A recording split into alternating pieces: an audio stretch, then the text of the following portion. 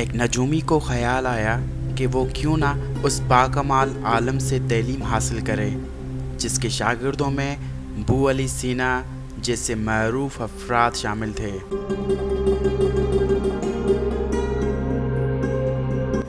وہ اس خواہش کی تکمیل کے لیے سفر پر نکلا اور طویل فاصلہ طے کرنے کے بعد ابو علی سینا کے استاد محترم کی خدمت میں پہنچ گیا۔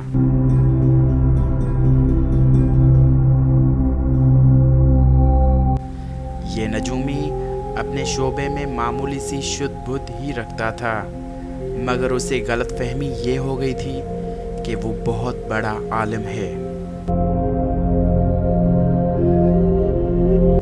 استاد نے پہلی ہی نظر میں اس کی حقیقت جان لی تھی، اندازہ بھی لگا لیا تھا کہ یہ مغرور، متکبر اور خود پسند بھی ہے۔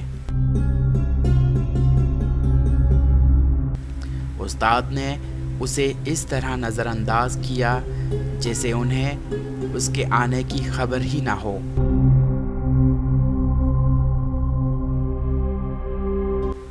نجومی کئی روز تک وہاں کھڑا رہا۔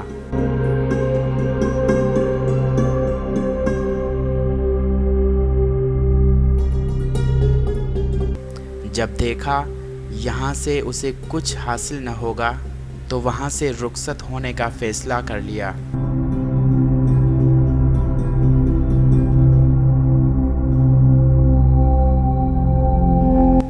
استاد نے مناسب سمجھا کہ اس نجومی پر حقیقت حال واضح کر دی جائے۔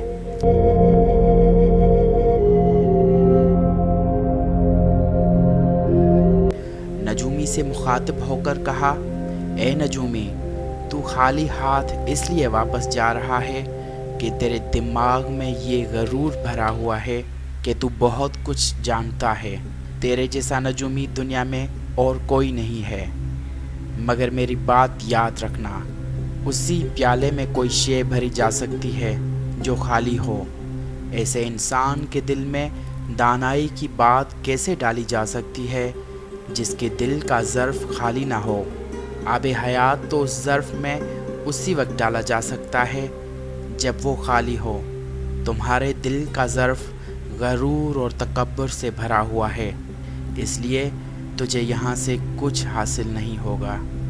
شیخ سعدی نے اس حکایت میں حق کے طالب اور علم کے طالب کو یہ زرین اصول بتایا کہ انسان بہت کچھ حاصل کرنے کے بعد بھی اپنے آپ کو طالب علم ہی سمجھے تو بہت کچھ سیکھ سکتا ہے۔ شیطان جب کسی کے دماغ میں یہ بات ڈال دیتا ہے کہ تو کامل بن گیا ہے، اب تجھے کسی علم کی مزید ضرورت نہیں رہی، تو اس پر آئندہ کے لیے علم کا دروازہ بند کیا جاتا ہے، اور کبھی کبھی جو پاس ہوتا ہے وہ بھی چھن جاتا ہے۔